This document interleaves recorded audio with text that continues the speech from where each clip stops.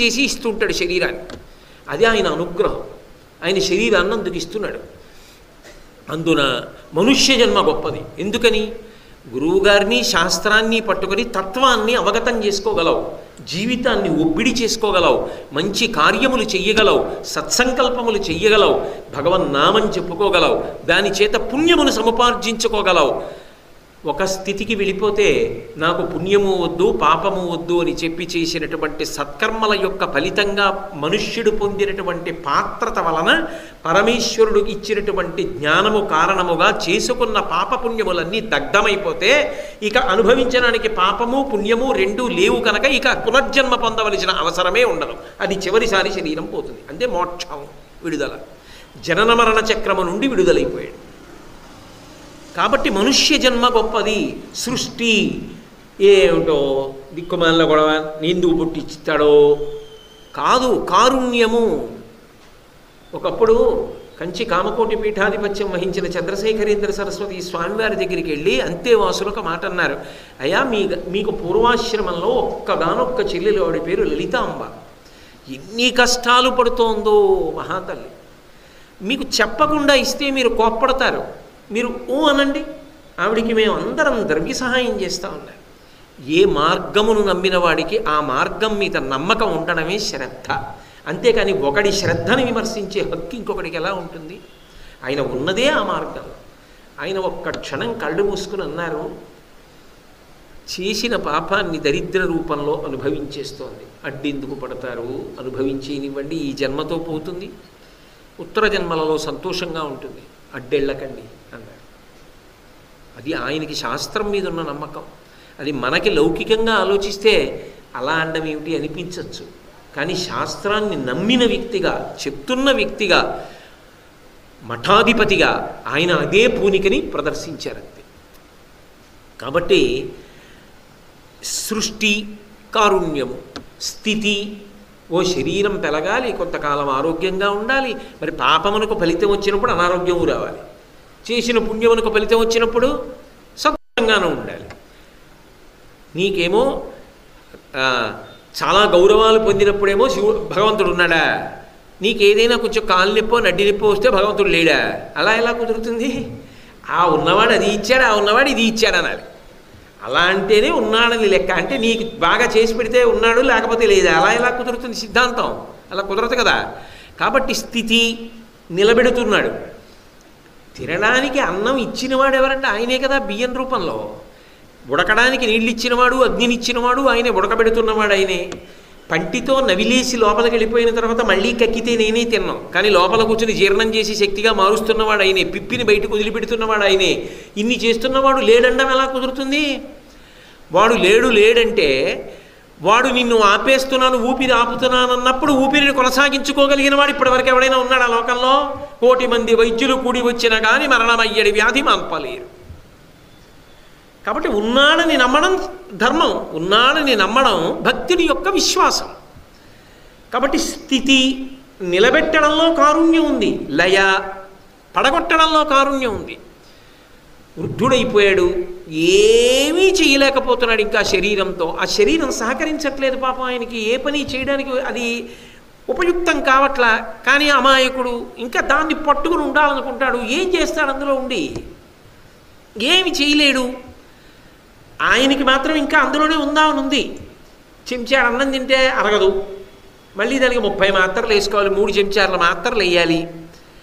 అయినా ఉండాలనుకుంటున్నాడు. రోగగ్రస్తం, ఇంట్లో వాళ్ళు కూడా ఏదో వెళ్ళిపోతే బాగుండు అంటున్నారు. ఆయన చేతిలో ఉందా పాపం? కానీ అందుకే సనాతన ధర్మంలో గొప్పతనం ఏమిటంటే మృత్యువు దేవత. భగవంతుడు దయతో విడిపించేస్తాడు. వద్దురా నాన్న, ఇచ్చాను, మంచో చెడు, పాడు చేసుకున్నావో ఉపయోగించుకున్నావో అయిపోయింది. ఇంక ఇప్పుడు నీకు అది ఉపయోగపడదు, అది పెద్దదైపోయింది.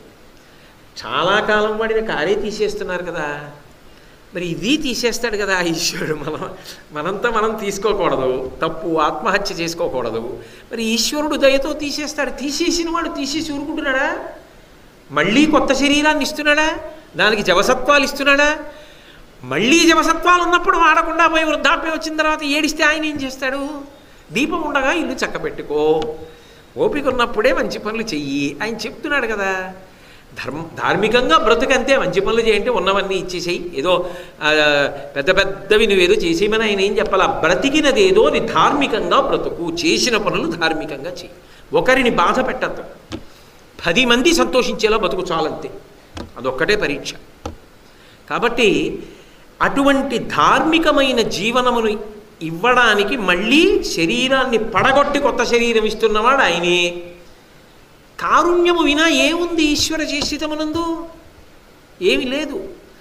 మీరు ఎక్కడైనా ఎప్పుడైనా ఏది పట్టుకుని దేన్నైనా భగవంతుడంటే అది కారుణ్య స్వరూపమే, అది కారుణ్యమే, అందులో ఇంకొకటి ఉండే అవకాశం ఉండదు. కాబట్టి ఏం చేస్తుంటాడు, ఏం చేస్తూ ఉంటుంది? మీరు డూ అనండి, బి అనండి, ఆవిడనండి, ఆయన అనండి, చేసేది మాత్రం ఒకటే, రక్షణ. అది భగవంతుని యొక్క లక్షణం. ధర్మ సంరక్షణం చేస్తాడు, ధర్మము వర్ధనమయ్యేటట్టుగా పెరిగేటట్టుగా చూస్తాడు, ధార్మికులను కాపాడతాడు. ధర్మము పోయినప్పుడు పడగొట్టి ఒరే ఉత్తర జన్మలలో అయినా ధర్మం పట్టుకోరా అని మళ్ళీ కొత్తగా జన్మనిస్తూ ఉంటాడు. ఆయన చేసేటటువంటిదంతా రక్షణే. అమ్మవారు కూడా ఏం చేస్తూ ఉంటుంది? ఇదే చేస్తుంటుంది. అందుకే దేవీ భాగవతంలో ఆవిడ ప్రతిజ్ఞ చేసింది, యదా యదా హి సాధూనాం దుఃఖం భవతి దానవ తదా తేషాంచ రక్షార్థం దేహం సంధారయామ్యహం. ఇదే మాట వాడింది, రక్షార్థం అని వాడింది.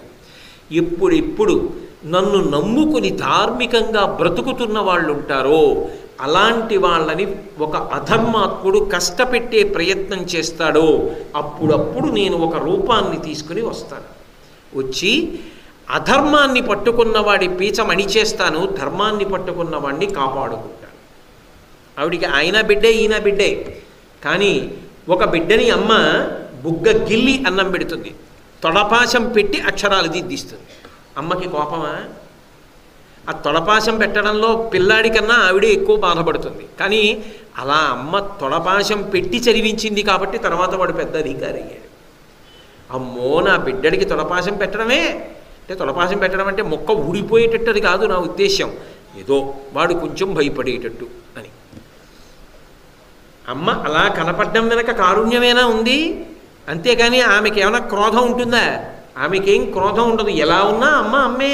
నిన్ననే కదా మీకు నేను ఉపమానం చెప్పాను, గంగ హిమాలయ పర్వతాల్లో పుట్టినప్పుడు పర్వతాల మించి పడిపోతున్నప్పుడు మనం స్నానం చేయలేకపోయినా గంగే, హరిద్వార్లో ఇనప గొలుసులు పట్టుకుని స్నానం చేసినా గంగే, కాశీపట్టణంలో సంతోషంగా వెళ్ళి రేవులో స్నానం చేసినా గంగే.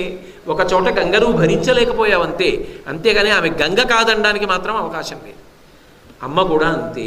ఒకనాడు కాళికాదేవిగా కనపడుతుంది, భక్తుడైన రామకృష్ణ పరమహంసకి ఉపాస్య దేవత అయింది. నీకంత అలా పట్టుకోవడానికి కొంచెం ఏదో మనసులో కొంత భీతి ఉంటే శారదా రూపంగా ఉంటుంది, అన్నపూర్ణారూపంగా ఉంటుంది. ఇంకా అన్నపూర్ణారూపం కన్నా పరమకారుణ్యంగా ఉండే రూపం ఇంకా లోకంలో ఉంటుంది? అన్నం పెట్టడానికి కూర్చుంది. నువ్వు ఆ అన్నం తింటూ ఇంకొక నమస్కారం చేయగలిగితే మాత్రం ఇదిగో ఇవన్నీ ఇవ్వగలదు. దానికోసం ఆమె ఎప్పుడూ సిద్ధంగా ఉంటుంది ఆ రక్షణకి. అదే కదా శంకరులు సౌందర్యలహరిలో సుధామప్యాస్వాద్య ప్రతిభయజరా మృత్యుహరిణీం అన్న శ్లోకంలో ఆమె త్రైలోక్య రక్షణ సిద్ధాంతాన్ని ఆవిష్కరించారు. ఏదో దేవతలు దానవులు వెళ్ళి క్షీరసాగర మథనం చేస్తే హాలాహలం వస్తే అందరూ పరిగెత్తారు, చని కైలాసముజొచ్చి శంకరుడి వాసద్వారముంజేరి ఈశుని దవ్వారికులడ్డు పడ్డ తలమంచుంజొచ్చి కుయ్యో మొర్రో విను మాలింపుము చిత్తగింపుము దయన్ వీక్షింపు మంచు అంబుజాననము కిల్కని రక్త రక్షణ కళా సంరంభునిన్ చెంభురిన్. పరమశివుడి దగ్గరికి వెళ్ళి పెద్ద ప్రార్థన చేశారయ్యా, తెలియక పాలసముద్రాన్ని వధించాం, హాలాహలం పుట్టింది, నువ్వు రక్షించు, దాన్ని పుచ్చుకో అన్నారు. ఆయన వెళ్ళి అమ్మవారి దగ్గర అబ్బో ఇన్ని మాటలు చెప్పాడు. హరివది ఆనందించిన హరినాక్షి జగంబులెల్లయ ఆనందించును హరియును జగములు వెచ్చగక గరళము వారించుటొప్పు కమలదలాక్షి పరహితము చేయునెవ్వడు పరమహితుండగును భూత పంచకమునకున్ పరహితమే పరమధర్మము పరహితునకు ఎదురు లేదు పర్వేందుముఖి. పరులకు ఉపకారం చేద్దామనుకున్న వాడిని పంచభూతములు కాపాడతాయి పార్వతి. చూసావా బిడ్డలు ఎలా ఏడుస్తున్నారో? మనం తల్లిదండ్రులు ఉండగా వాళ్ళు అలా ఏడవడమా? నిత్యాయ త్రిగుణాత్మనే పురజితే కాత్యాయని శ్రేయసే సత్యాయ అద్య కుటుంబినే మునిమన ప్రత్యక్ష చిన్మూర్తయేని కదా. మనం లోకానికి ఆది దంపతులం కదా. మనం తల్లిదండ్రులు ఉండగా బిడ్డలు అలా ఏడవడమా అంటే ఏమంటారు? హాలాహలం పుచ్చేసుకుంటాను అంటే నేను ఆ హాలాహలం పుచ్చుకుంటే నాకు ఏమైనా అయిపోతుందని పార్వతి భయపడుతున్నావా? ఏం బెంగపెట్టుకోకు. నేను ద్రాక్ష పండుని నోట్లో ఎలా పడేసుకుంటానో అంత తేలిగ్గా పడేసుకుంటా. శిక్షింతు హాలాహలమును భక్షింతును మధుర సూక్ష్మ ఫలరసముగ్రియన్ రక్షింతు ప్రాణికోట్లను వీక్షింపుము నీవు నేడు వికచాబ్జముఖి. ఆ హాలాహలాన్ని శిక్షిస్తా. ద్రాక్ష పండుని పట్టుకున్నాడు పట్టుకుంటాడు, నోట్లో పడేసుకుంటా.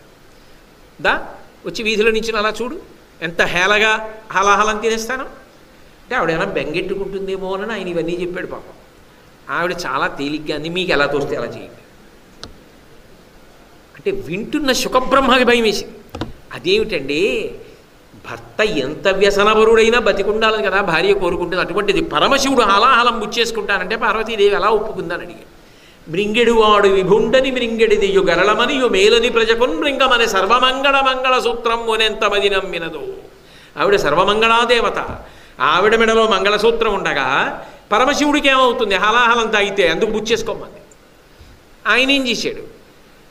3 లోకములను రక్షించడం కోసం గబగబా వెళ్ళి తన చుట్టూంచర సంఘముల్ జయ జయధ్వానంబులన్ బొబ్బిడన్ ఘనగంభీర రవంబుతో శివుడు లోకద్రోహి హుంపోకు రమ్మని కింగేల తెమల్చి కూర్చి కడిగా నంకించి జంబూఫలంబున సర్వంకషమున్ మహావిషమును ఆహారించే హేలాగతి కదలంబారవు పాప పేరు ఒడలన్ ఘర్మాంబుజాలంబు పుట్టదు నేత్రంబులు నెర్రబారవు నిజ జూటాచంద్రుడున్ కందడున్ వదనాంభోజము వాడదా విషమును ఆహ్వానించుచో డాయుచో పదిలంబై కడిచేయుచో దిగుచుచో భక్షించుచో మృగుచో.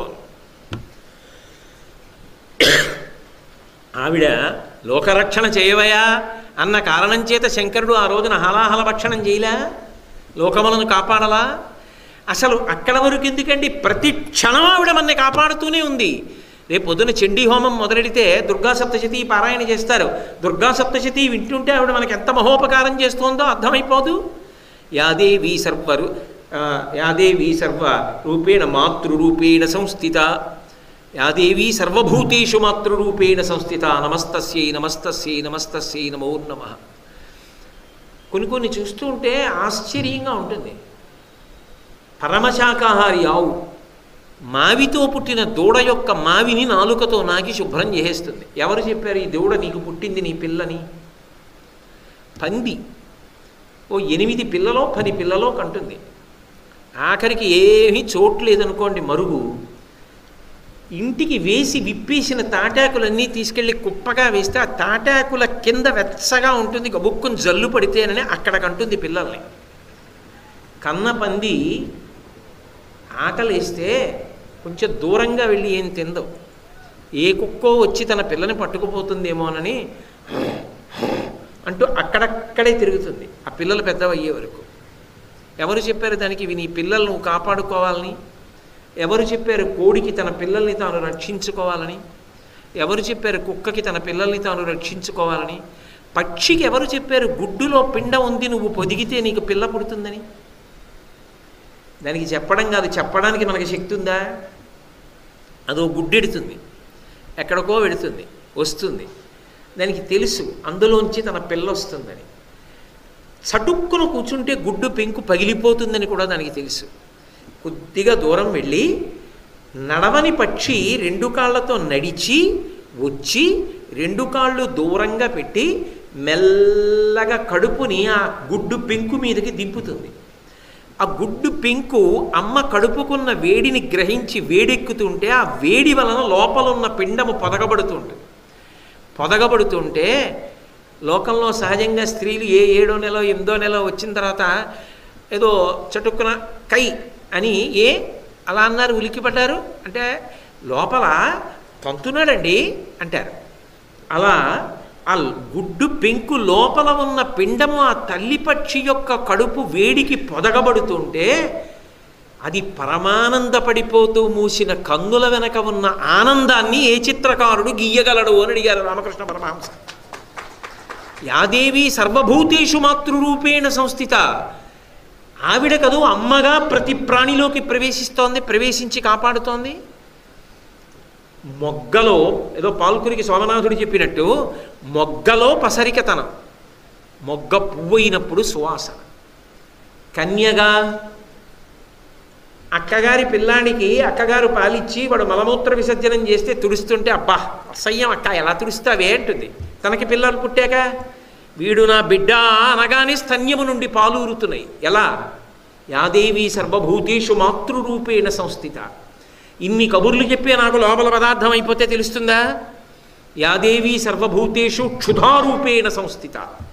ఆకలి రూపంలో ఆవిడే చెప్తోంది మంట పెట్టించి. యాదేవి సర్వభూతేషు నిద్రారూపేణ సంస్థిత.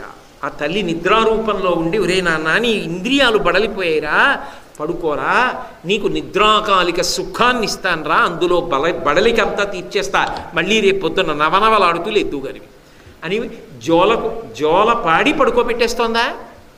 యాదేవి సర్వభూతేషు నిద్రారూపేణ సంస్థిత, యాదేవి సర్వభూతేషు లజ్జారూపేణ సంస్థిత. నమస్తస్యై నమస్తస్యై నమస్తస్యై నమో నమః. అసలు ఆవిడ త్రైలోక్య రక్షణ చేయకుండా ఎక్కడుంది? అనుక్షణం ఆమెయే. కదలిక ఎక్కడుంటే అక్కడ ఆవిడ ఉంది. ఇప్పుడు నేను మాట్లాడుతున్నానంటే ఆవిడే. ఇన్ని భావములు నాలో నిలబడేటట్టు, అవి ఒక క్రమంలో బయటికి వచ్చేటట్టు, అవి మాట్లాడడానికి నా ఊపిరిని వాక్కుగా మారుస్తూ చెప్పగలిగిన ప్రజ్ఞ నాకు, వినగలిగిన ప్రజ్ఞ మీకు ఇచ్చి అనుగ్రహిస్తున్న తల్లి ఎవరు? ఆమెయే. పరాపశ్యంతి మధ్యమా వైఖరి ఆవిడ రూపాలే అయినప్పుడు ఆమె కాక 3 లోకములను రక్షిస్తున్న వాళ్ళెవరు? ఆవిడే రక్షిస్తోంది. కాబట్టి ఆ తల్లి అంత అనుగ్రహస్వరూపిణి, ఆమెతో నీకు అంత గొప్ప అనుబంధం ఉన్నది. ఇంత రక్షణ చేసే అమ్మ వంక తిరిగి నమస్కారం చేయలేకపోతే ఎలా? లోకంలో ఇప్పుడో ఏదో ఉపకారం చేశాడు, తనకి కాదు ఎవరికో. తనకో ఉపకారం అవసరం వచ్చింది, కొడుక్కి డబ్బు కట్టలేకపోయాడు. డబ్బు కడితే తప్ప చదువుకోవడానికి అవకాశం లేదు. పిల్లాడా మంచి మార్కులు తెచ్చుకున్నాడు. ఎలా? ఎవరో చెప్పారు, మహానుభావుడు ముందు సందులో 3వ మేడలో ఉంటారండి, ఇలా ఎవరైనా పేద పిల్లలు బాగా కష్టపడి చదువుకుని మంచి శ్రేణిలో ఉత్తీర్ణులైన వాళ్ళు పై స్థాయిలో చదువుకోవాలనుకుంటే డబ్బు లేకపోతే ఆయన ఆదరంతో డబ్బు కడుతూ ఉంటారు, ఆయన దగ్గరికి వెళ్ళండి అని ఎవరో చెప్పారు. నమ్మి వెళ్ళి ఆయనకి నమస్కారం చేసి నిలబడ్డావా ఆయన దగ్గర? ఈవిడ ఉపకారం చేస్తున్నట్లు నీకు తెలుస్తోంది. ఒరే నాన్న లోపల పదార్థం అయిపోయిందిరా, నీరసపడిపోతావు అని చెప్పి ఆకలి రూపంలో మంట పెడుతోంది. అది కూడా చమ్మగా ఉందనుకోండి, వాడు తిండవు, బాగుందని కూర్చుంటాడు. కొంచెం బాధ అయితే అన్నం తింటాడు. అందుకని మంట రూపంలో ఆకలి పెట్టింది. అన్నం ఆవిడే అన్నపూర్ణ, అన్నం పెట్టింది. బ్రేవ్ అని త్రేయించేదాకా సుఖాన్ని ఇచ్చింది, నిద్రిచ్చింది, శక్తినిచ్చింది. ఇన్ని ఆవిడ ఇస్తోంది నీకు. ఒకరోజు కాదు, ఒక క్షణం కాదు, ప్రతి క్షణం. ఆ ఇస్తున్న ఆవిడికి నమస్కారం చేస్తే ధర్మాన్ని కూడా ఇస్తుంది, నీ జన్మ ఉద్ధరిస్తుంది. అంత అనుబంధం నీకుందా ఆవిడితో? ఎందుకు నమ్మలేకపోతున్నావు? అది ఆయన ఆవేదన జగద్గురువులుగా. అరే అందరినీ పట్టుకుంటావు, ఒక్కసారి ఇటు తిరిగి నమస్కారం చేయరా తల్లికి. ఆవిడ నీ బిడ్డవిరా, నువ్వు నమస్కారం చేయకపోయినా పెట్టడం అమ్మ ధర్మం పెడుతోంది కదరా, ఇన్ని చేస్తోంది కదరా.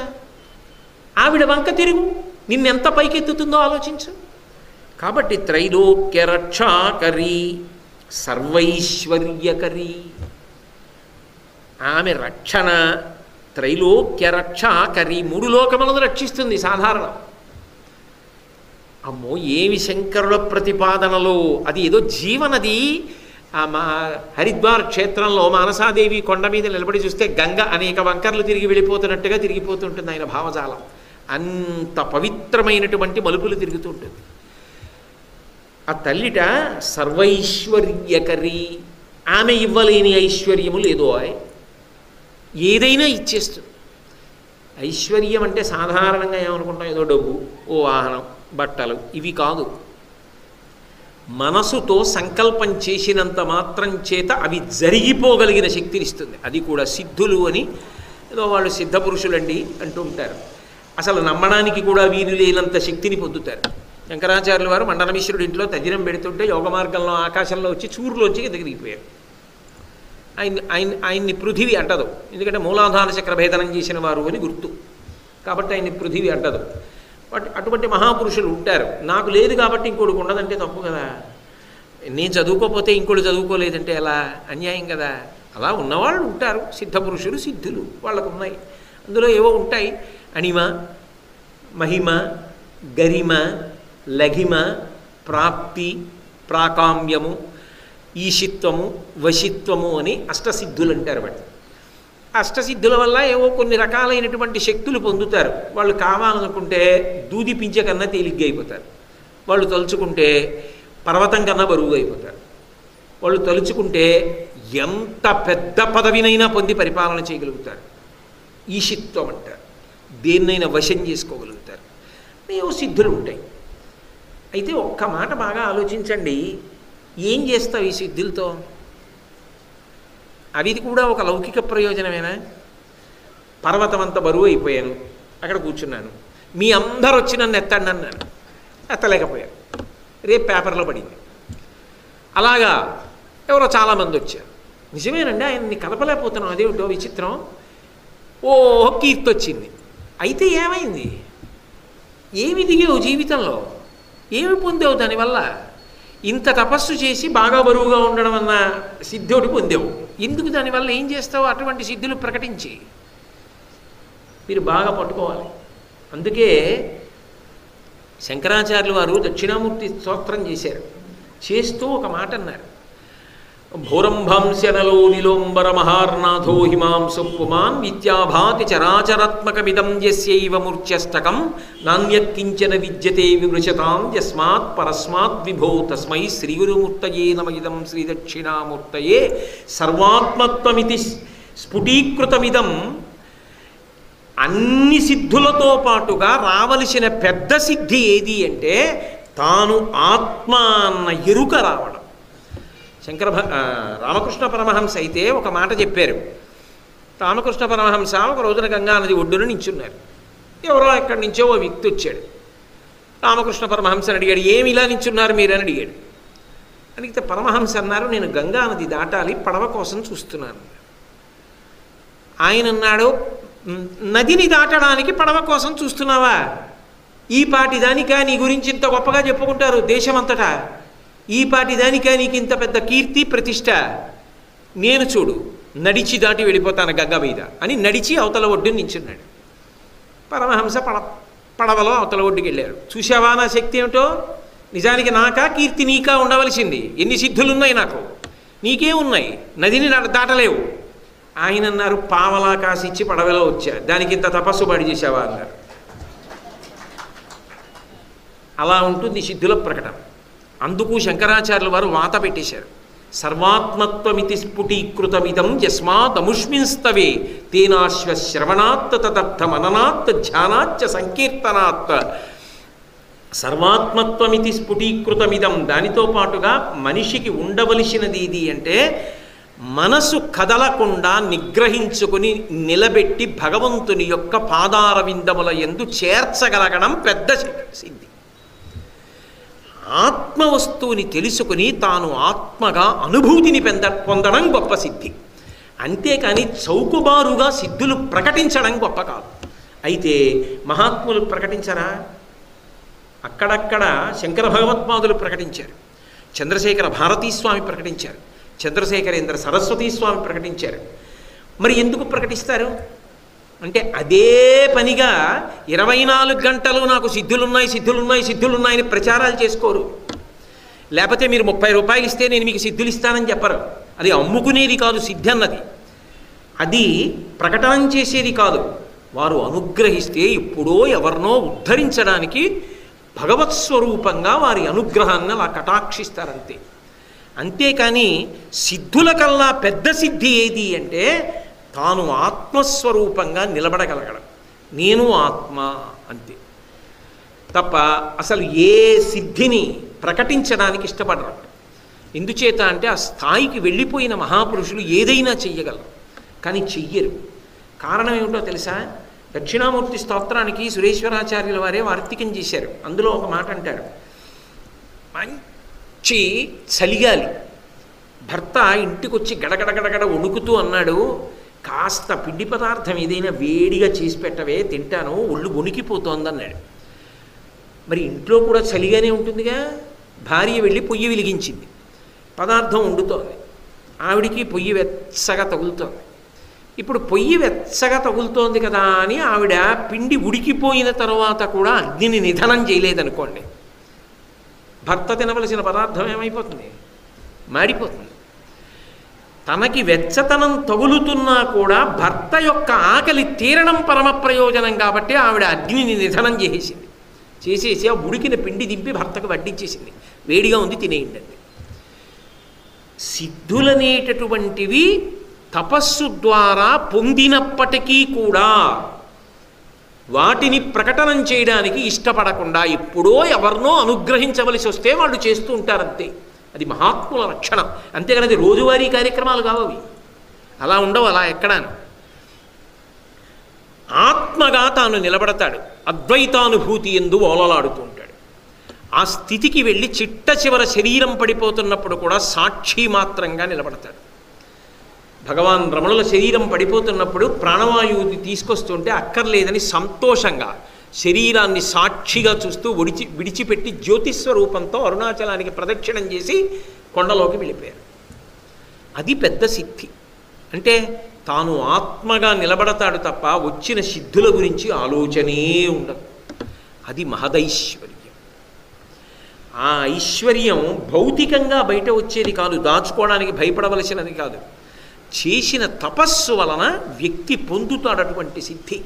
ఆయన ఓ మాట అన్నాడు అనుకోండి, అయిపోతుంది. అది కూడా ఓ సిద్ధి, ప్రాకామ్య సిద్ధి అని. కానీ వీటికి వశపడకుండా నిలబడి తాను జ్ఞానము చేత ఆత్మగా నిలబడి మోక్షమును అలంకరించగలిగితే ఉన్నన్నాళ్ళు కేవలము జీవన్ముక్తుడై శరీరము పడిపోయిన తర్వాత విదేహమోక్షమును పొందగలిగితే సిద్ధులకు పెద్ద సిద్ధి. మనసు కదలకుండా నిగ్రహించగలవా, అది పెద్ద సిద్ధి.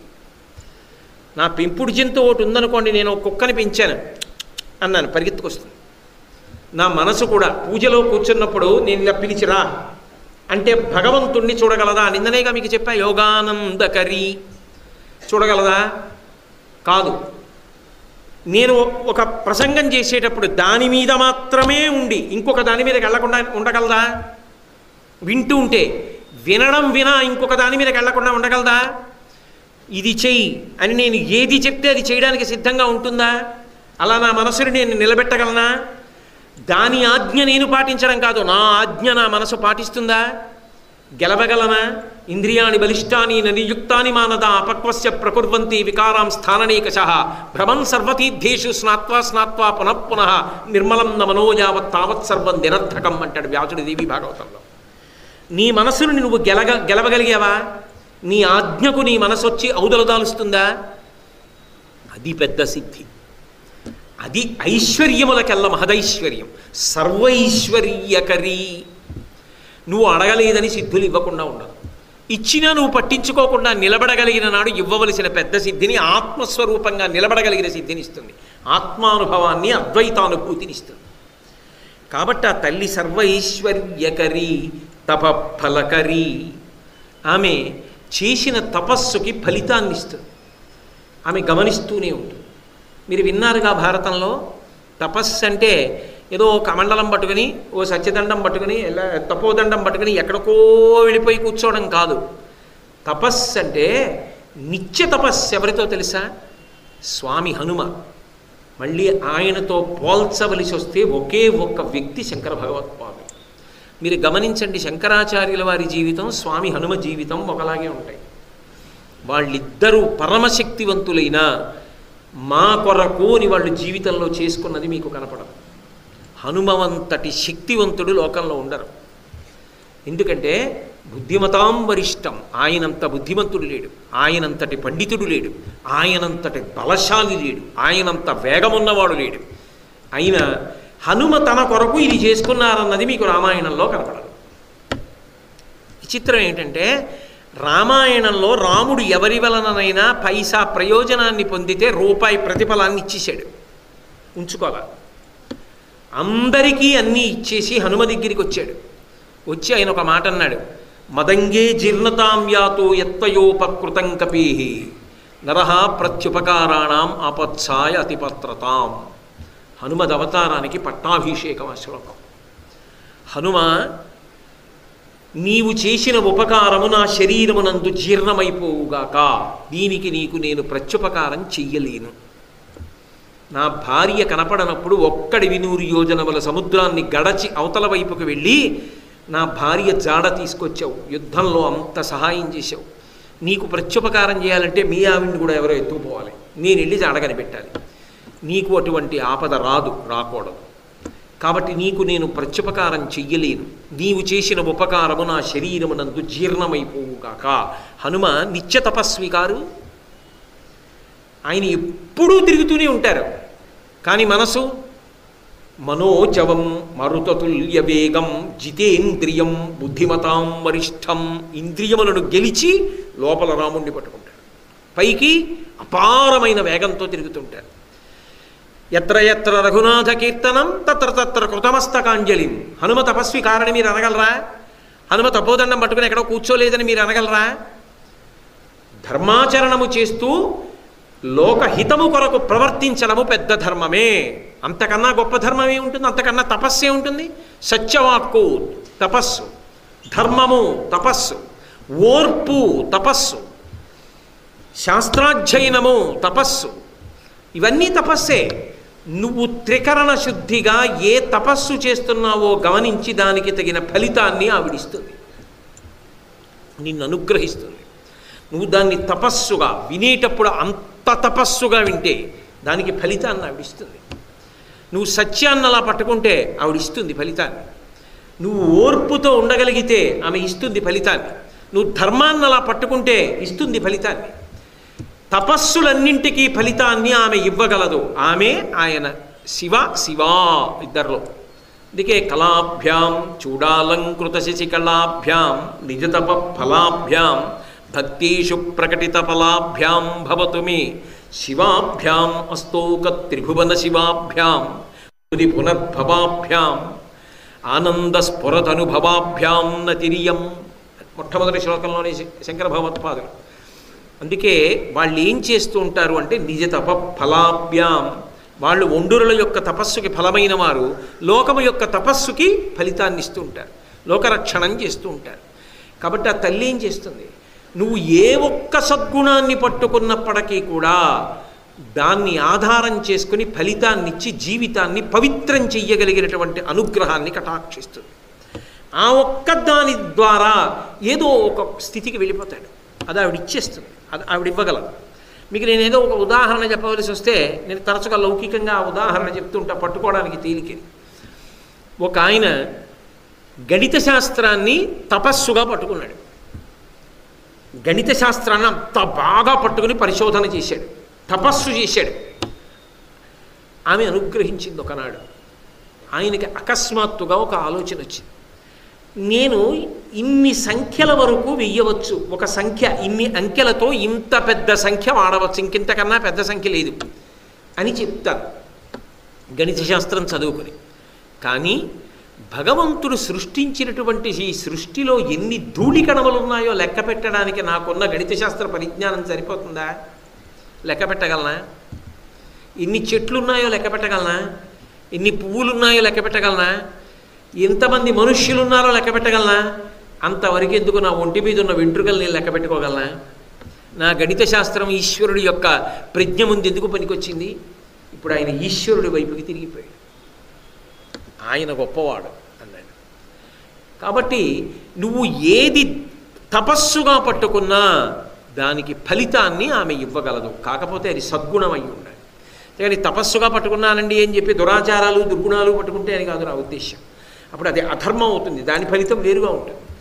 కాబట్టి తప ఫలకరి కాశీపురాధీశ్వరి భిక్షాం దేహి కృపావలంబనకరి మాతా అన్నపూర్ణేశ్వరి. మా అన్నపూర్ణేశ్వరి, నువ్వు కాశీపట్టణానికి రాణివి, అటువంటి నువ్వు దయతో నాకు భిక్షని పెట్టవలసింది. ఇప్పుడు మీరు ఒక విషయాన్ని గమనించండి. 3 మాటలు చెప్తే సత్యం ఏదైనా. ఇప్పటికి 3 శ్లోకాలు అయ్యాయి. 3 శ్లోకాల్లో శంకరాచార్యుల వారు అన్నపూర్ణమ్మ ఎక్కడుంటుంది చెప్తూ వస్తున్నారు కదా. ఆమె ఏ ప్రాంతమునందున్నది, ఏ ప్రాంతమును పరిపాలించుచున్నది అన్నది చెప్తున్నారు. ఒక వ్యక్తి, ఒక రాజు ఒక ప్రాంతాన్ని పరిపాలిస్తుంటే ఎక్కువ కాలం అక్కడే ఉంటాడు. ఎందుకంటే పరిపాలన అంటే ప్రజల బాగోగులు చూడాలి. ఎక్కడో ఉండి ఎలా కుదురుతుంది? అక్కడే ఉండి పరిపాలన చేస్తాడు. కాబట్టి కాశీపురాధీశ్వరి, అధీశ్వరి కనుక ఆవిడ ఎక్కడ ఉంటుంది? అదేం పెద్ద ప్రశ్న నేను వేసింది. కాశీపురాధీశ్వరి ఆవిడైతే ఆవిడ ఎక్కడ ఉండాలి? కాశీలో ఉంటుంది. కానీ 4వ శ్లోకంలో శంకరాచార్యులు వారు అంటున్నారు, కైలాసా చల్లకందరా లయ్యకరి. ఆమె కైలాస పర్వతంలో ఉన్నటువంటి ఒక గుహలో ఉంది అన్నారు. మరి అదేమిటి? ఆవిడ కాశీపురాధీశ్వరి అయితే కైలాసాచలకందరాలయకరి ఎలా అయింది? ఇప్పటికి ఒక మాట కాదు 3 మాటలు అన్నారా మీరు శ్లోకాలు చదివినప్పుడు? కాశీపురాధీశ్వరి, కాశీపురాధీశ్వరి, కాశీపురాధీశ్వరి అన్నారు మీరు 3 మాటలు శ్లోకాల్లో. సత్యం, ఆవిడ కాశీలో ఉన్నది. 4వ శ్లోకంలో ఏమంటున్నారు ఇప్పుడు? కైలాసాచలకందరాలయకరి. అచలం అంటే కదలనది, పర్వతం. కైలాస పర్వతమనందు ఒక గుహలో అమ్మా నువ్వు ఉన్నావు. అదేంటి? కాశీపురాధీశ్వరి అన్న శంకరాచార్యులు వారే కైలాసాచలకందరాలయకరి అంటారేమిటి? మరి ఈ నామాన్ని ఎలా చెప్పడం? మరి మీరే కదండి ఉపన్యాసాలు మొదలెట్టినప్పటి నుంచి కాశీపురాధీశ్వరి మీరు అంటున్నారు, ఆవిడ అన్నపూర్ణ అన్నారు, కాశీలో ఉందన్నారు, మాతో రోజు చెప్పిస్తున్నారు. ఇప్పుడేమో కైలాసాచలకందరాలయకరి, ఆవిడ కైలాస పర్వతంలో గుహలో ఉందంటున్నారు, శంకరాచార్యులు వారు అన్నారంటున్నారు. ఎలా సమన్వయం? అంటే మీరు ఒక్కటి బాగా పట్టుకోవాలి. అందులో కోటేశ్వరరావు గారు ఇంట్లో ఉన్నారు, ఉపన్యాస వేదిక మీద ఉన్నారా? లేరు. కోటేశ్వరరావు గారు ఉపన్యాసం చెప్తున్నారు, ఇంట్లో ఉంటారా? ఇక్కడ నేను ఉపన్యాసం చెప్తున్నాను, ఎవరో వచ్చారు, చూసి ఎవరినో పిలిచి ఏమండి ఇంటికి వెడితే కోటేశ్వరరావు దొరుకుతారా అన్నారు. అది చెప్తున్న ఆయన ఎవరు అన్నారు. చాగంటి కోటేశ్వరరావు అంటే నాకు తెలుసు అన్నారు. మరి అదేమిటి? ఆయన ఇక్కడ ఉపన్యాసం చెప్తుంటే ఇంటికి వెడితే ఇప్పుడు ఉంటారా అంటారేమిటి? అంటే దాని అర్థం ఏమిటి? ఇక్కడ ఉంటే అక్కడ ఉండలేను, అక్కడ ఉంటే ఇక్కడ ఉండలేను. ఆవిడ కాశీలో ఉంది, కైలాసాచలకందరాలయకరి అక్కడ ఉంది, 2 చోట్ల ఉంది. అంటే ఎన్ని చోట్లైనా ఉంటుంది, అంతటా ఉంటుంది. అంతేనా దాని అర్థం? ఒక్క చోటే ఉంటుందన్నాను అనుకోండి, అంతకన్నా దాటలేడు ఓ పరిమితితో ఉన్నవాడు. అక్కడే కాదు ఇక్కడ ఉంటాడు. అంటే అక్కడ ఇక్కడ ఉండగలిగితే ఎక్కడైనా ఉంటాడు, అంతటా ఉంటాడు. అంతేనా కాదా? అంతే అయినప్పుడు ఈ 2 చెప్పి మరి 3వదేది? లలితా సహస్రంలో చెప్పలా? చంద్రమండల మధ్యగా, చంద్రమండలం మధ్యలో ఉందని చెప్పలా? వ్యాసుడు చెప్తే ఒకటి, శంకరులు చెప్తే ఒకటినా? వ్యాసుడు కనబడితే శంకరాచార్యులు వారు నమస్కారం చేశారు. మణిద్వీపంలో ఉందని చెప్పలా? మేరు పర్వతం మీద ఉందని చెప్పలా? మేరు శిఖరం మీద ఆవిడ ఉంటుంది అని చెప్పి లలితా సహస్రనామ స్తోత్రంలో ఉందా లేదా? మరి ఆవిడ మేరు శిఖరం మీద ఉంది, చంద్రమండలంలో ఉంది, మణిద్వీపంలో ఉంది, సుధా సింధోర్మధ్యే అని శంకరాచార్యుల వారే ఒక శ్లోకంలో చెప్పారా లేదా? సౌందర్యలహరిలో అమృత సముద్రం మధ్యలో మణిద్వీపంలో ఆవిడ ఉంది అని చెప్తున్నారు, కైలాసంలో ఉందని చెప్తున్నారు, కాశీపురాధీశ్వరి అంటున్నారు. ఇన్ని చోట్ల ఒక్కతే ఎలా ఉంటుంది? ఇన్ని చోట్ల ఏమిటిరా? అన్ని చోట్ల ఉంటుంది. అన్ని చోట్ల ఉంటే అన్నపూర్ణ కైలాసంలో ఉండే పార్వతి కదా.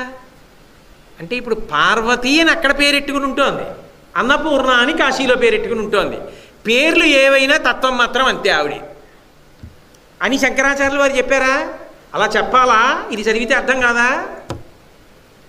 చెప్పకుండా చెప్పడం శంకరాచార్యుల వారి ప్రజ్ఞ, మన చేత ఆలోచింపజేయడం. అందుకే చాలామంది మాట అంటుంటారు, ఇంతమంది దేవుళ్ళు ఏమిటండి అంటారు. దానికి సమాధానం ఇక్కడ చెప్తున్నారు శంకరాచార్యులు వారు.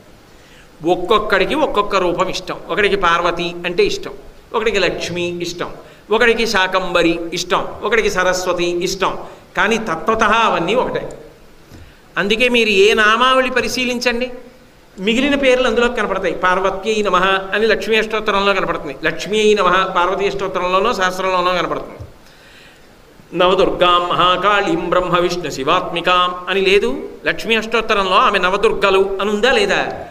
అయ్యి బాబోయ్ ఆవిడ దుర్గ ఏమిటండి అని గుండెలు బాదుకుంటే అందులో ఉందిగా, మరి చదువుతున్నావుగా రోజు. దుర్గకి లక్ష్మికి భేదం లేదు అన్న విషయం చదువుతున్నావా? లక్ష్మీ అష్టోత్తరంలో చదువుతుంటే అర్థం అవుతోందా? తత్వతః ఆవిడ ఒక్కతేనే ఉన్నది. ఇన్ని పేర్లు మారుతున్నాయి కానీ తత్వము మాత్రం అంతే. అందుకే తత్వము ఒకటే ఈ పేర్లు మారినప్పుడు ఆవిడ ఒక చోట ఉన్నది అని మాత్రమే చెప్పట్లేదు, అక్కడ ఉన్నది ఇక్కడ ఉన్నది కాబట్టి అంతటా ఉన్నది. అసలు నిజానికి అంతటా ఉన్నది అన్నప్పుడు కాశీలోనూ చంద్రమండల మధ్యగా మణిద్వీపంలోనూ సుధాసింధూర్ మధ్య ఇవే కాదు, నాలో ఉన్నది, మీలో ఉన్నది, అందరి కదలికలలో ఉన్నది. శక్తి లేకుండా కదలిక ఎక్కడిది? ఏమండి మీరు ఈ మధ్య గుడికి రావట్లేదే అన్నారు అనుకోండి, ఏం రమ్మంటారు, శక్తిహీనుండి అయిపోయాను, ఈ మధ్య మోకాళ్ళబ్బో సలుపులండి, కాలు తీసి కాలు లేకపోతున్నాను, అందుకు రావట్లేదు అన్నాడు. శక్తిహీనుడైతే కదలికలు తగ్గుతున్నాయా తగ్గట్లేదా? శివహీనుండి అయ్యానండి అంటాడా? శక్తిహీనుండి అయ్యానండి అంటాడు. శక్తిహీనుడైతే కదలికలు తగ్గిపోతాయి, శక్తి ఉంటే కదలికలు ఉంటాయి. శక్తి ఉన్నది అంటే కదలికలు ఉన్నాయి అంటే ఆమె ఎక్కడ ఉన్నది? ఇప్పుడు నేను ఇలా అన్నప్పుడు నా వేలి కదలికలో ఉంది, నా చేతి కదలికలో ఉంది, నా తల కదలికలో ఉంది, నా మాటలో ఉన్నది, నాలో ఉన్నది, నా గుండె స్పందనలో ఉన్నది, నా ఊపిరి తిత్తులో కదలికలో ఉన్నది, నా మూత్రపిండములలో ఉన్నది, నా శరీరం అంతా ఉన్నది, మీలో ఉన్నది, ఇక్కడ ఉన్నది, ఈ శబ్దమునందు ఉన్నది. ఆవిడ లేనిదేది? ఇప్పుడు ఆవిడ కాశీపురాధీశ్వరి కైలాసాచల కందరాలయకరి అన్న మాటకు అర్థం ఏంటంటే ఒకచోట ఉన్నది కాదు, అంతటా ఉన్నది, నీలో ఉన్నది, నాలో ఉన్నది. నువ్వు చూడగలిగితే జగత్తంతా ఆమెయే ఉన్నది. ఆ కన్ను కానీ వచ్చిందా ఆమె వినా ఇంకొకటి కనపడదు. రామకృష్ణ పరమహంసని సాయంకాలం వేళ వద్దన్నా వినకుండా ఎక్కించుకుని పల్లకీలో శిష్యులు తీసుకెళ్తున్నాడు. ఆయన ఎందుకో ఉండుండి ఓ వీధిలో పెడుతున్నప్పుడు పల్లకి తెర తీసి చూశారు. వేశ్యలు విటుల్ని ఆకర్షించడం కోసమని వీధుల ముందుకు వచ్చి గుమ్మాల ముందు నిలబడి ఏవో పాటలు పాడుతున్నారు. ఆయన పల్లకీలోంచి కిందకి దూకేశారు. దూకేసి గబగబా వెళ్ళిపోయి అక్కడ నిలబడిన వేశ్యలలో ఒక వేశ్య కాళ్ళు పట్టుకొని గట్టిగా పడిపోయారు. అప్రతిష్ట, ఇదేమిటి గురువుగారు అసహ్యంగా పల్లకీలోంచి దూకేసి వెళ్ళిపోయి ఆ వేశ్య కాళ్ళ మీద పడిపోయారని చెప్పి శిష్యులందరూ మళ్ళీ గట్టిగా పట్టుకొని తీసుకొచ్చి పల్లకి ఎక్కించి గురువుగారు బయటకు చూడకండి తీసుకుపోయారు కాళికాలయానికి. తీసుకెళ్ళాక అడిగారు, గురువుగారు ఏ పనులు గురువుగారు అవి? మేమేమో గురువుగారని మిమ్మల్ని ఏమో పల్లకీలో ఎక్కించి తీసుకొస్తుంటే దూకి మీరేమో వేశ్యవాడలో వేశ్యల కాళ్ళ దగ్గరికి పోయి అక్కడ ఆ కాళ్ళ మీద పడ్డారు, ఏమన్నా మర్యాదగా ఉందా అన్నారు. ఆయన అన్నారు, వాళ్ళు వేశ్య, నాకు కాళీమాత కనపడింది ఏమిటి అన్నారు. అది రామకృష్ణ పరమహంస. వేశ్య శిష్యులకి కనపడింది, పరమహంసకి కాళీమాత కనపడింది, ఆయనకు ఆయన భార్యలోనే కాళీమాత కనపడింది. అంతటి మహానుభావుడు, అందుకే పరమహంస అయ్యారైన. అంతటా ఆవిడ లేకపోవడం ఏమిటి? ఆవిడే ఉన్నది, ఆవిడ వినా ఇంకొకటి లేదు అన్నది బాగా అర్థం అవ్వాలంటే మన చేత ఒక ప్రశ్న వేయించాలి. అందుకని ఏం చేయాలి?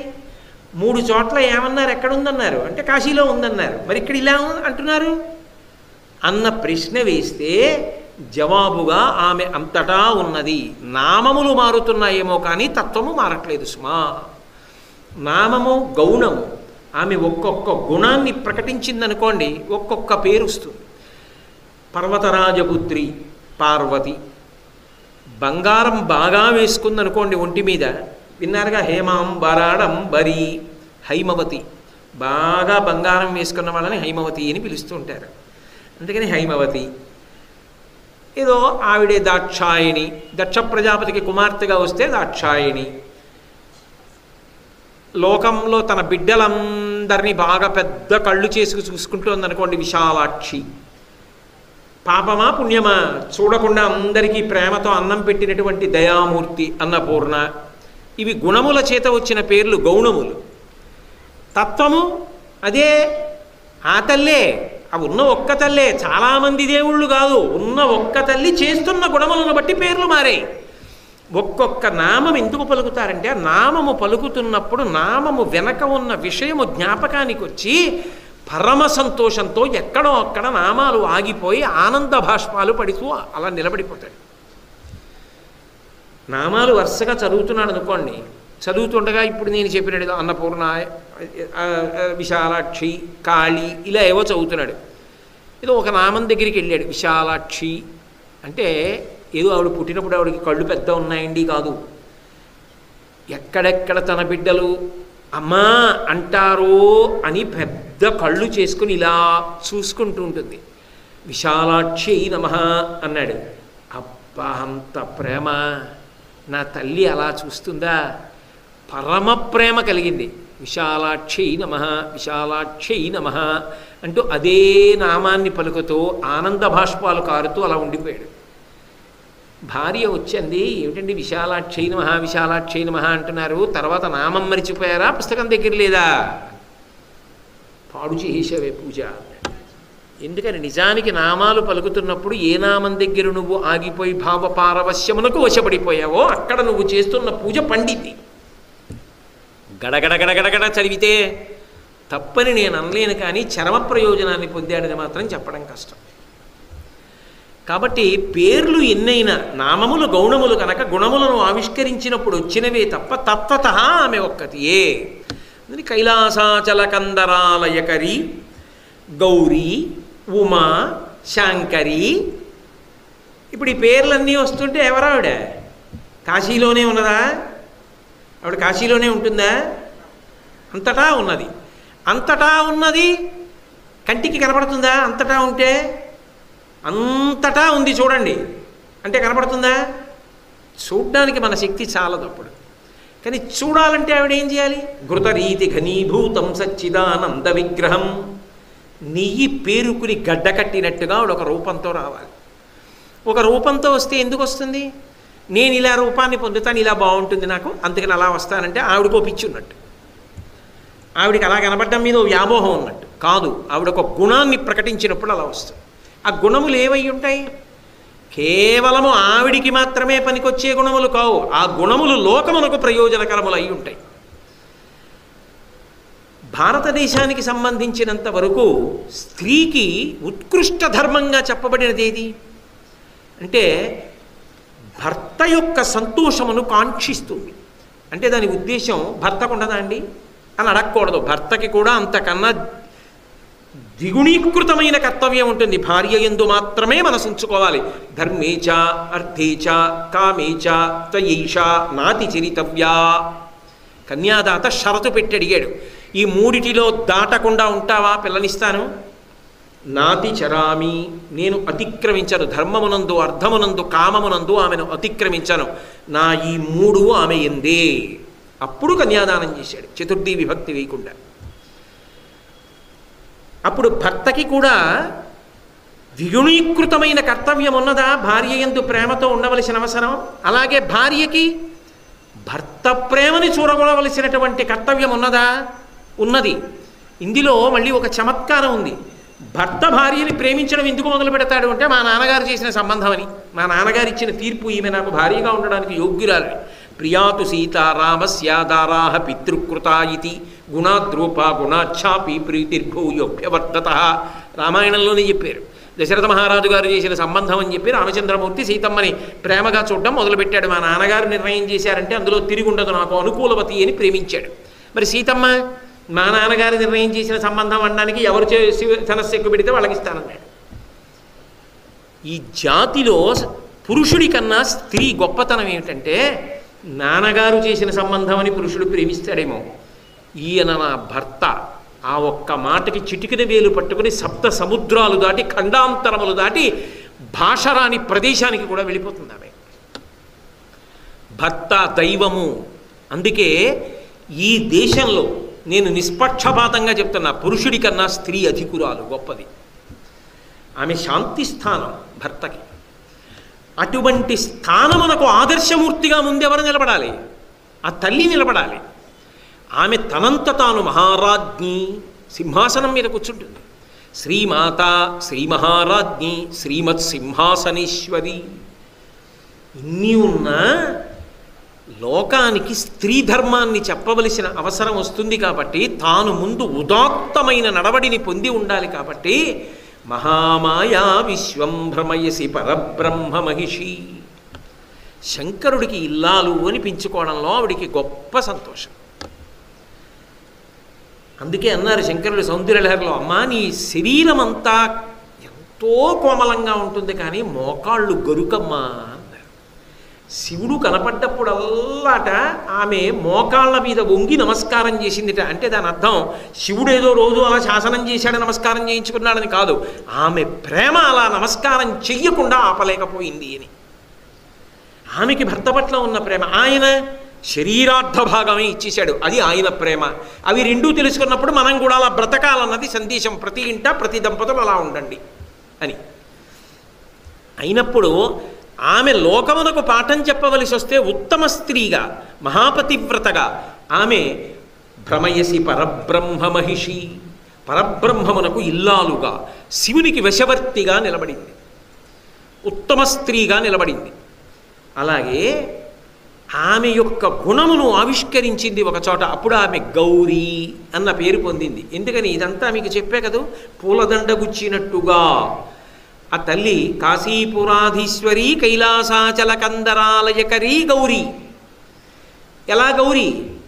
ఒకప్పుడు మందర పర్వతం అడిగింది, శివ మీరు వచ్చి నా మీద కూర్చోండి, ఎప్పుడూ కైలాసంలోనే కూర్చుంటారు, శంకరుడు కైలాసవాసి అనో పేరు వచ్చింది, ఆ పర్వతానికి ఆ గౌరవం వచ్చింది.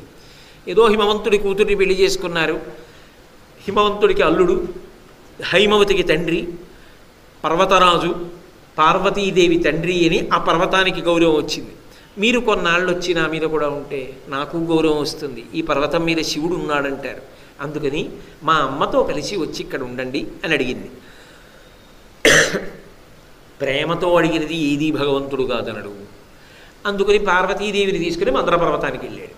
వెళ్ళి మందర పర్వత శిఖరాల్లో ఒక చెరియల్లో ఒక చోట కూర్చున్నారు. వాళ్ళు కూర్చుని ఏదో సంతోషంగా ఉన్నారు. దేవకార్యం ఒకటి జరగాలి. లోకంలో ధూర్తతనం అనే మాట ఉంటుంది కదా, శుంభనిశుంభులని. ఇందులో శారదా నవరాత్రుల సందర్భంగా చేస్తున్న ప్రసంగాలు. శుంభనిశుంభులని ఇద్దరు రాక్షసులు.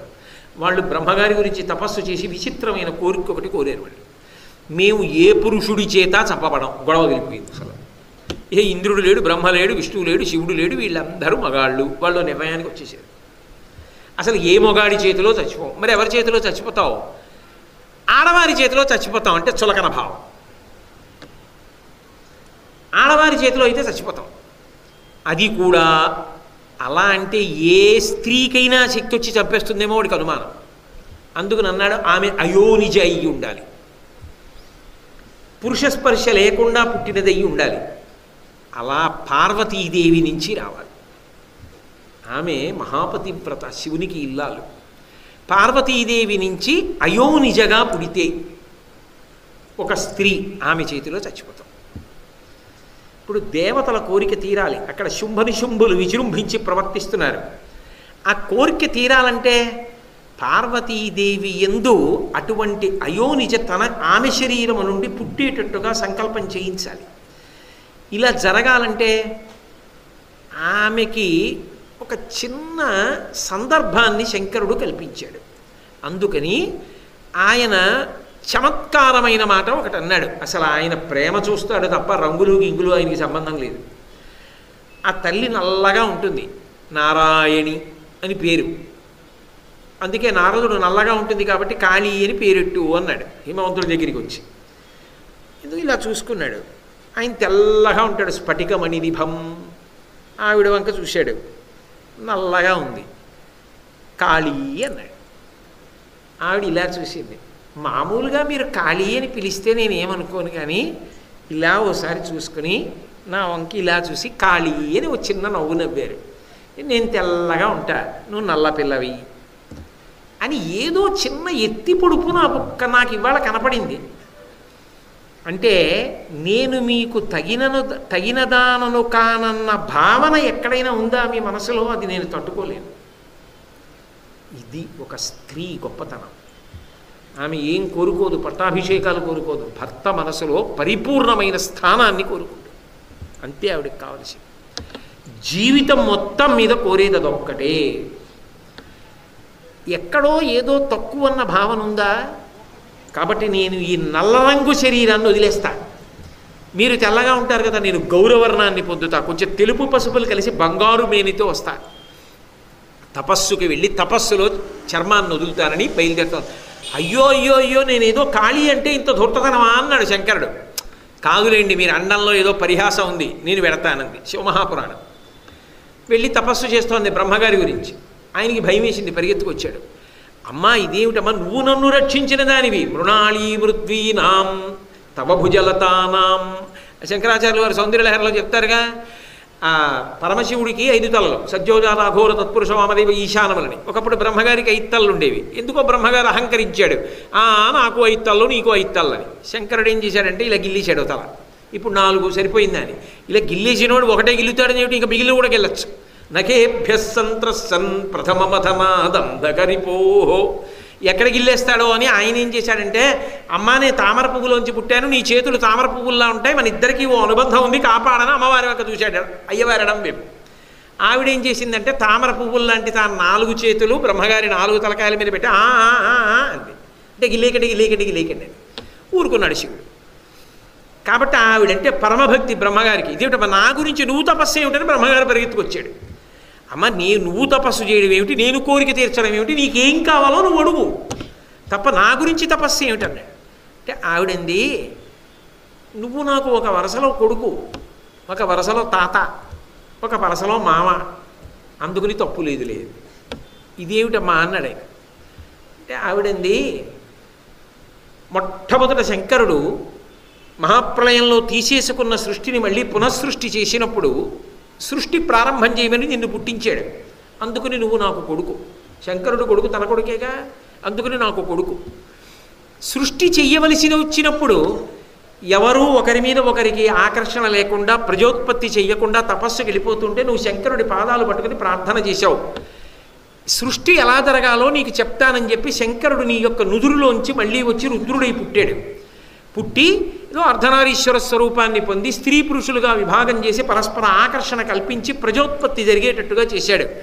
నీ లలాటము నుండి ఉద్భవించాడు కాబట్టి నీవు నాకు శంకరుడు నీ లలాటము నుంచి రుద్రుడిగా వచ్చాడు కాబట్టి నువ్వు నాకు మామ, శంకరుడికి తండ్రి అయ్యావు కాబట్టి. హిమవంతుడు నీకు కొడుకు, హిమవంతుడు నాకు ఇప్పుడు తండ్రి కాబట్టి నువ్వు నాకు తాత. దేవతల వరసలు అంత చమత్కారంగా మారిపోతాయి. ఎందుకంటే వాళ్ళ లీలా వైభవాల్ని బట్టి గుణప్రకటనంలో అలా మారతాయి. అది దాని తత్వం. అందుకుని తపస్సు చేస్తే తప్పు లేదులే. ఏమిటమ్మా నీ కోరిక అసలు అన్నాడు. ఏం లేదు, నల్ల తొడుగు వదిలేస్తా, గౌరవర్ణపు తొడుగు తొడుక్కుంటా. దానికి నా అనుమతి ఎందుకమ్మా? నా సృష్టిలో వచ్చావా నువ్వు? నీ సృష్టిలో నేను వచ్చా కాబట్టి నా అనుమతి ఎందుకు, వదిలేసేయమ్మా అన్నాడు. అంటే ఆవిడ ఈ నల్ల తొడుగు వదిలిపెట్టేసి, చర్మం నల్లగా ఉన్నదాన్ని వదిలేసి గౌరవర్ణంలో ఉన్న తొడుగు పొందింది, చర్మాన్ని పొందింది. ఈ వదిలిపెట్టేసినటువంటి నల్లని తొడుగు ప్రాణాన్ని పొందింది, కౌశికి అన్న పేరు పొందింది. ఇప్పుడు అయోనిజగా పార్వతీదేవి శరీరము నుండి ఒక కన్య పుట్టిందా, ఆమె వివాహం చేసుకోవాలి. బ్రహ్మగారిని నాకు సింహాన్ని వాహనంగా ఇవ్వమని వింధ్యపర్వతం ఎక్కి కూర్చుంది. శుంభనిశుంభులు ఇద్దరు ఆ విషయం తెలుసుకుని ఆవిడ మీదకి యుద్ధానికి వెళ్ళారు, చంపవతల పారేసి. అందుకని పార్వతీదేవి యొక్క శరీరము నుండి కౌశికీ ఆవిర్భావం కోసం శంకరుడు కాళీ అని పరిహాసమాడి ఆవిడ వెళ్ళడానికి మార్గాన్ని కల్పించాడు. అసలు రహస్యం దేవతలకు ఉపకారం చేయడం. ఇప్పుడు ఆవిడ గౌరవర్ణంలో వచ్చి పక్కన కూర్చుంది. శంకరుడు ఎంతో సంతోషపడ్డాడు. నేను కాళీ అన్నందుకు ఇంత అఘాయిత్యమా, గౌరవర్ణం పొంది వచ్చావా అని. అందుకే పెళ్లి చేసేటప్పుడు ఆడపిల్ల గౌరీ పూజ చేస్తుంది. అమ్మా కష్టం రాని సుఖం రాని ఆయన మనసులో నాకు స్థానం ఉండి ఆయన మనస్సులో నేను నా అదృష్టం ఇటువంటి భార్య అన్న మాట అనిపించుకోవాలి తప్ప నా కర్మ ఇటువంటి భార్య అని పురుషుడు అనకూడదు నా భర్త. ఒకనాడు శంకరుడు కాళీ అంటే తట్టుకోలేక తపస్సు చేశావే, నేను నీలాంటి స్త్రీనేగా, నాకు ఆ కష్టం రాకుండా చూడు సుమా అంటే ఎంత కోమలమైన మనస్సుతో ఆలోచిస్తారో చూడండి. అందుకే దాంపత్యంలో భర్త భార్యని అంత ప్రేమగా చూసుకోవాలి, భార్య భర్తని అలా అనుగమించాలి. అంతేకాని రథచక్రాల్లో ఒక చక్రం ఎక్కువ ఒక చక్రం తక్కువ ఉండదు. 2 చక్రములు సమానంగా ఉంటే రథం ఎడుతుంది. దాంపత్యంలో భార్యాభర్తలంతే. కాకపోతే భర్త గురువుకి వశపడతాడు, భర్తకి భార్య వశపడుతుంది. భర్తయే గురువు కనుక వినా ఇద్దరూ అంత మంచి అవగాహనతో సంసార రథాన్ని నడిపించాలి. కాబట్టి అమ్మా పరమశివుని విడిచిపెట్టి ఉండవు. పరమశివుని మనస్సులో నీ స్థానం గురించి అంత వెంపర్లాడతావు, అంతటి మహాపతివ్రతవు. ఆయన గురించి నీకు అంత తాపత్రయం, కళ్ళల్లో పెట్టుకు చూసుకుంటావు కామాక్షి. ఆవిడ ఆయన్ని కళ్ళల్లో పెట్టుకు చూసుకుంటుందండి అంటారంటే తీసేసి కళ్ళల్లో పెట్టుకుంటుందా? ఎలా పెట్టుకుంటుంది? 6 అడుగుల మనిషిని కాదు అంటే అంత ప్రేమగా చూసుకుంటుంది. కాబట్టి కామాక్షి ఒక పేరు, అది అందుకొచ్చింది కామాక్షి అన్న పేరు. మహాకామేశ్వరుణ్ణి కళ్ళల్లో పెట్టుకు చూసుకుంటుంది. అదే ఆవిడ గుణం. ఆదర్శవంతమైన స్త్రీగా లోకమునకు తాను నిలబడడం కోసం చేస్తూ ఉంటుంది. కాబట్టి గౌరవర్ణమును పొందింది కాబట్టి గౌరీ. అంతటా ఉన్నది, అన్ని పేర్లున్నది, కాశీపురాధి